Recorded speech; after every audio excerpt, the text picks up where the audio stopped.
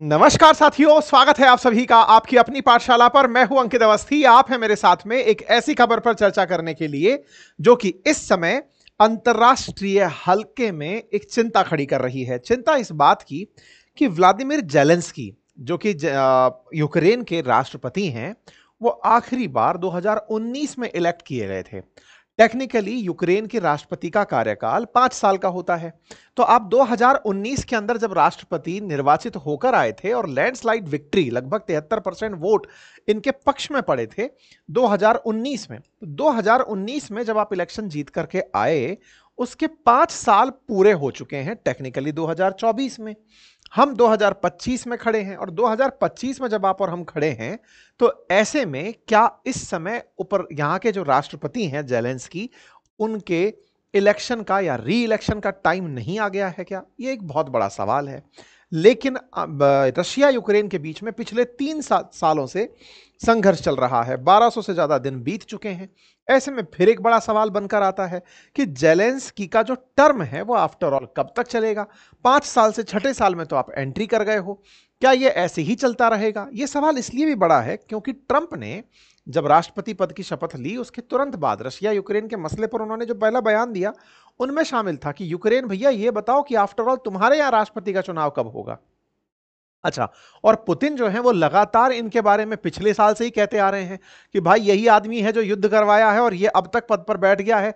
तुम लोग हमें कहते हो कि हम तानाशाह हैं, हमसे बड़ा तानाशाह जेलेंस्की बना बैठा है। उसने युद्ध चालू ही इसलिए रख रखा है ताकि उसे पद से हटना ना पड़े। अच्छा, ये बात लगती भी सही है सुनकर के, क्योंकि छठे साल में एंट्री कर गया है और कोई सुगबुगाहट है ही नहीं। ऐसे में सुर्खियां निकल कर आती हैं। सुर्खियां क्या कि सड़कों पर लोग उतरे हुए हैं। यूक्रेन की सड़कों पर प्रोटेस्टर्स उतरे हुए हैं। प्रोटेस्टर्स को देख करके फिर एक सवाल खड़ा होता है, इतनी बड़ी संख्या में यूक्रेन के अंदर अगर सड़कों पर लोग हैं, तो रशिया वालों ने क्या गोला बारूद चलाना बंद कर दिया है क्या? इतनी बड़ी संख्या में दिख रहे हैं और अगर अब रूस बदनाम है इस बात के लिए कि वो लोगों पर गोले बरसाता है, तो ये लोग सड़कों पर उतरे, इसका मतलब कहीं ना कहीं रूस भी ये चाह रहा है कि प्रदर्शन होते रहें। प्रदर्शन हो किसके खिलाफ रहे हैं? जेलेंस्की के खिलाफ। इतनी बड़ी संख्या में आए हुए लोग जेलेंस्की के खिलाफ प्रदर्शन कर रहे हैं और वो ये कह रहे हैं कि देखो बेटा, हमने ना युद्ध 3 साल झेल लिया, लेकिन तुम्हारी बेवकूफी नहीं झेलेंगे। ऐसा क्या हो गया भाई? अब तक 3 साल के पूरे संघर्ष में एक भी प्रोटेस्ट जेलेंस्की के खिलाफ नहीं हुआ था, लेकिन अब अचानक ऐसा क्या हुआ कि इतनी बड़ी आबादी उतरकर सड़कों पर चली आई कि जेलेंस्की के खिलाफ प्रदर्शन करने के लिए तैयारी हो गई? इन्हें यह डर ही नहीं कि रशिया हम पर चला देगा गोली, क्योंकि अल्टीमेटली ये सब बोल किसके खिलाफ रहे हैं? जेलेंस्की के खिलाफ। तो ये सारे वो प्रश्न हैं जो एक दूसरे से रिलेट होते जा रहे हैं कि क्या जेलेंस्की सत्ता में बने रहने के लिए जिद कर रहे हैं या फिर कोई और कारण है जिसके खिलाफ प्रोटेस्ट हो रहा है। फिलहाल के लिए कहते हैं कि जब भी किसी को विरोध करना होता है तो कोई एक कारण भी चिंगारी पकड़ लेता है। तो फिलहाल जो बड़ा कारण निकल कर आया है वो है जेलेंस्की के द्वारा अपने देश में जो भ्रष्टाचार रोकने के लिए बनी हुई एजेंसीज हैं, उनके खिलाफ एक बिल पर साइन कर देना, जिस बिल पर साइन करते ही लोगों का कहना है कि जेलेंस्की बेटा, तुम्हारा पता चल गया कि असल मायने में तुम्हें यूक्रेन में रहते हुए भ्रष्टाचार करना था और भ्रष्टाचार के लिए तुमने इस पद को पकड़कर रखा हुआ है। तो भ्रष्टाचार, एंटी करप्शन बिल, नाबो सापो, इन सब की कहानी आज के सेशन में हम आपको बताने जा रहे हैं।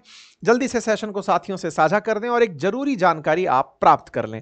जरूरी जानकारी ये मेरे प्यारे साथियों कि आप सभी के प्यार और आपके दिए विश्वास के चलते मैं राजस्थान राज्य का निवासी होने के नाते अपने राज्य की घटनाओं को आपके साथ अपने एनालिटिकल एक्सपीरियंसेस से रखने का प्रयास करना चाहता हूं। इसी क्रम में मैंने एक नया यूट्यूब चैनल शुरू किया है।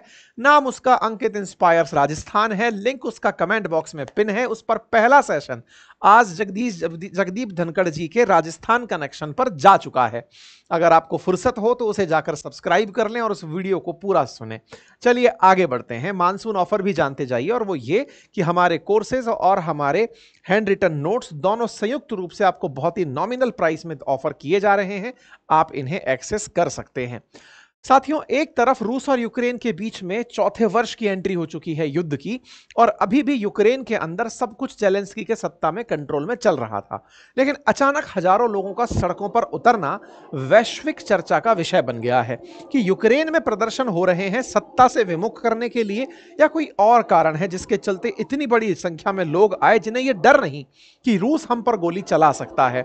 लोग सड़कों पर हैं और यूक्रेन के राष्ट्रपति के खिलाफ, जेलेंस्की के खिलाफ प्रोटेस्ट कर रहे हैं।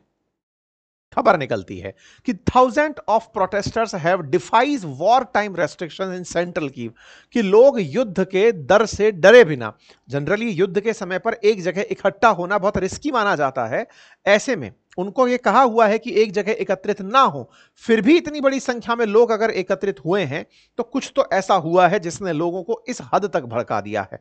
और उन पर रूस अगर गोला नहीं चला रहा है, इसका मतलब रूस चाहता है कि हाँ भाई तुम लोग प्रोटेस्ट करो क्योंकि जेलेंस्की ही गलत है। ऐसे में कहानी क्या है? कहानी कुछ यूं है कि जो यूक्रेन की संसद है, उन्होंने हाल ही में एक कानून पास किया है। जब संसद कानून पास करती है तो राष्ट्रपति उस पर साइन करता है, तो वो एग्जीक्यूट होने लगता है। ये जो कानून इन्होंने पास किया है, इसमें दो प्रमुख भ्रष्टाचार विरोधी संस्थाएं, एक का नाम है national anti corruption bureau of Ukraine और दूसरे का नाम है specialized anti corruption prosecutors office, that is SAPO, इन पर निगरानी बढ़ा दी गई है। अब ये क्या कहानी है, इसको थोड़ा आसान भाषा में समझते हैं। यूक्रेन के अंदर दो एजेंसीज हैं, जैसे आप ऐसे समझिए भारत के अंदर सीबीआई की बात हो रही हो, और सीबीआई के साथ साथ वैसे तो कुछ और ज्यादा एजेंसीज आपके लिए, ईडी जो है वो एक थर्ड एजेंसी यहां पर मैं रिलेट करना चाहूंगा, सीईसी समझ करके देख सकते हैं। मतलब देश के अंदर कोई भी दो बड़ी बड़ी जांच एजेंसीज को आप दिमाग में पिक्चराइज कर लीजिए कि दो बड़ी एजेंसीज हैं, उन पर यूक्रेन में कंट्रोल बढ़ा दिया गया है। होता क्या था यूक्रेन के अंदर, ये नाबो और सापो नाम की दो एजेंसीज, जिनका गठन 2015 और 2014 के बीच में हुआ था, इनका सिद्धांत काम करने का यह था कि यह सरकार के अधीन नहीं आती थी, यह अपने प्राइवेट डिटेक्टिव्स रखती थी और सरकार में हो रहे करप्शन पर नजर बनाए रखती थी। इनके पास अपने ही डिटेक्टिव्स की लगभग 500-700 डिटेक्टिव्स की टीम होती थी, जिनके माध्यम से यूक्रेन में अगर कहीं पर भी कोई भ्रष्टाचार किया, किसी राजनेता ने, किसी सरकारी संस्था ने, किसी फौजी ने, जिसने भी, उस पर यह अपनी नजर बना के रखती थी और उन भ्रष्टाचारियों को पकड़ करके पनिशमेंट दिलाने का काम करती थी। रिसेंटली इन्होंने जेलेंस्की की पार्टी से जो उप प्रधानमंत्री हैं, उन्हें भ्रष्टाचार के आरोप में झांप लिया था कि भैया तुम भ्रष्टाचार कर रहे हो। अब जब ऐसा हुआ कि एक एजेंसी भ्रष्टाचार में जेलेंस्की की पार्टी के उप प्रधानमंत्री को गिरफ्तार कर ले रहा है, तो यह मामला राजनीतिक तूल पकड़ गया था। कुछ दिन पहले की यह बात है। इसके बाद में पटकथा लिखी जाती है, संसद से कानून पास होता है और कहा जाता है कि इन्हें, जैसे लोकपाल समझ लो आप, है ना, कि लोकपाल की तरह से काम कर रही हैं। हमारे देश में तो खैर सब कुछ ही कंट्रोल में चलता है, लेकिन इनके यहां पर ये इंडिपेंडेंट संस्थाएं थी जो सरकार से अलग हटकर करप्शन पर नजर रखती थी। ऐसे में इन संस्थाओं को संसद का कानून बनाकर राष्ट्रपति ने जब दस्तखत किए, तो ये दोनों संस्थाएं अब सरकारी नियंत्रण में आ गई। इससे क्या हुआ, सरकारी नियंत्रण में आने के चलते कि हाँ भाई ये दोनों संस्थाएं अब सरकार अपने कंट्रोल में रखेगी, तो भ्रष्टाचार पर भी अगर कोई निर्णय लेना होगा इन दो एजेंसीज को, तो वो खुलकर नहीं लिया जा सकेगा। असल में सारा कलेश यही है कि कहीं राष्ट्रपति जेलेंस्की खुद से तो नहीं चाहते कि भ्रष्टाचार उजागर ही ना हो, और भ्रष्टाचार उजागर ना हो तो ये तो तानाशाही है। असल मायने में यूक्रेन ने अपनी तरफ से यूरोपियन यूनियन में एंट्री करने की सिफारिशें दी हुई हैं। आपको मालूम होगा यूरोपियन यूनियन और नाटो में इसका जो चाहत है जाने का, यही सारा असली कलेश है यूक्रेन की पिटाई का।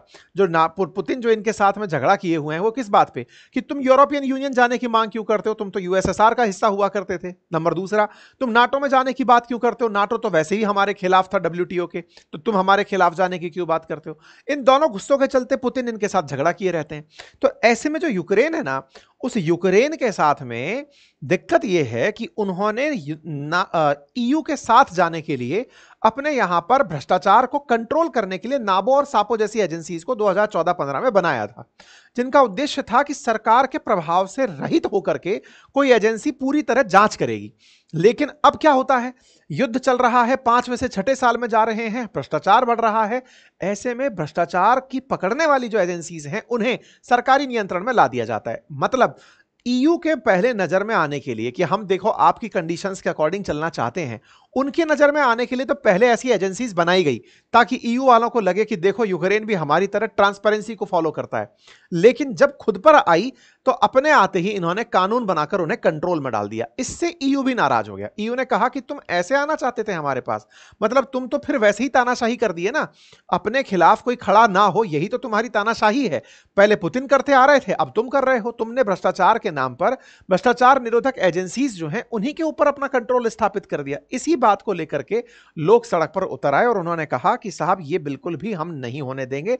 जमकर इनके खिलाफ नारेबाजी हुई और लोगों का यही कहना था कि हम युद्ध में एक दिन भी तुम्हारे खिलाफ नहीं खड़े हुए, लेकिन इस कानून के माध्यम से हमको यह पता चल रहा है कि कहीं ना कहीं तुम भ्रष्टाचार छुपाने का प्रयास कर रहे हो। और इसी वजह से ईयू भी इनको लगातार पिंच किया जा रहा है यहां की जनता को कि देखो कुछ तो गड़बड़ है दया, सबको देखने की जरूरत है। अब यह बात जब होती है तो क्या जेलेंस्की इस बात से पूरी तरह से बची रह जाएंगे कि भाई उनको फर्क ही नहीं पड़े, या फिर वो तुरंत इस बारे में मतलब डर के मारे पीछे आने लगेंगे? सबकी अपनी अपनी इस पर टिप्पणियां आने लगती हैं कि देखो लोगों ने अब ये बात समझ ली है कि जेलेंस्की कैसे युद्ध को बढ़ावा दे रहे हैं, नाबो सापो को रोकना नहीं चाहिए था, अपनी अपनी तरफ से प्रतिक्रियाएं आने लगती हैं। तो फिर जेलेंस्की क्या किए? जेलेंस्की ने देखिए ट्रांसपेरेंसी इंटरनेशनल ने भी इस बात की आलोचना कर दी कि साहब ये बहुत गलत हो रहा है। मैंने आपको जैसा कहा था कि इनको लाने के पीछे की कहानी क्या थी, तो बैक स्टोरी ये है कि इन्होंने 2025 में ही एक जानकारी निकाली थी कि एंटी जब अच्छा हुआ ये था कि इन्होंने नाबो सापो के ऊपर कंट्रोल स्थापित क्यों किया, उसके पीछे इन्होंने एक पटकथा रची। कहा कि इनके जो प्राइवेट डिटेक्टिव्स हैं ना, ये रशिया से मिले हुए हैं और ऐसे 3 डिटेक्टिव्स को इन्होंने पकड़ने का प्रयास किया जिन पर आरोप लगा कि ये रूस से पैसा लेकर के यूक्रेन के खिलाफ कार्रवाई करते हैं।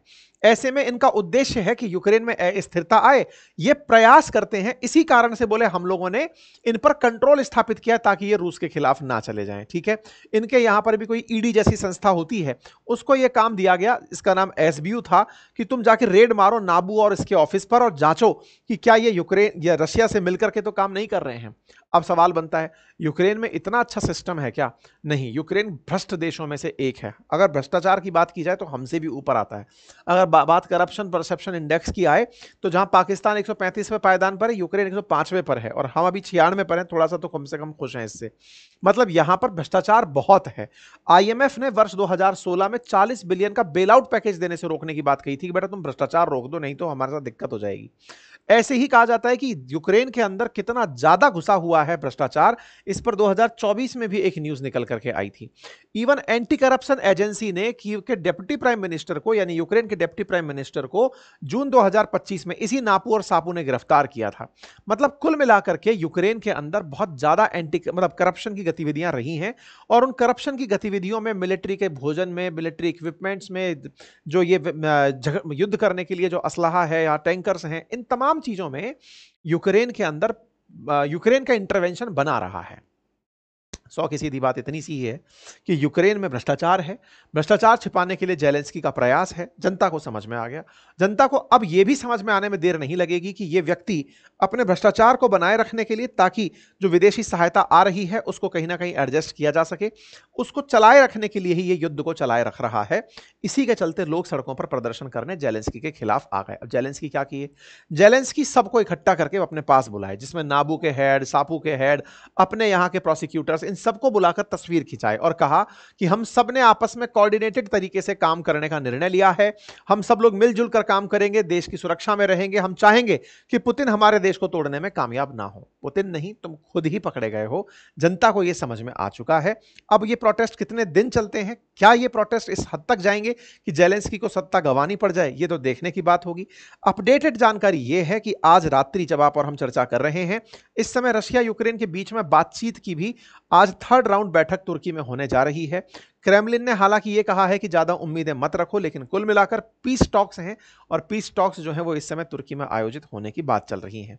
खैर, जैसा भी होता है, जो भी अपडेट आएगा वो मैं आपको अवश्य दूंगा। उम्मीद है कि आपको यह जानकारी पसंद आई हो। जानकारी पसंद आई हो तो साथियों से अवश्य साझा करें। चैनल पर नए हैं तो ना केवल इसे सब्सक्राइब करें, बल्कि अंकित इंस्पायर्स राजस्थान को भी, अगर आप राजस्थानी न्यूज़ सुनना चाहते हैं, राजस्थान पर अपडेट और विश्लेषण जानना चाहते हैं, तो आप उसे भी सब्सक्राइब करें। फिलहाल के लिए इतना ही। बहुत बहुत धन्यवाद।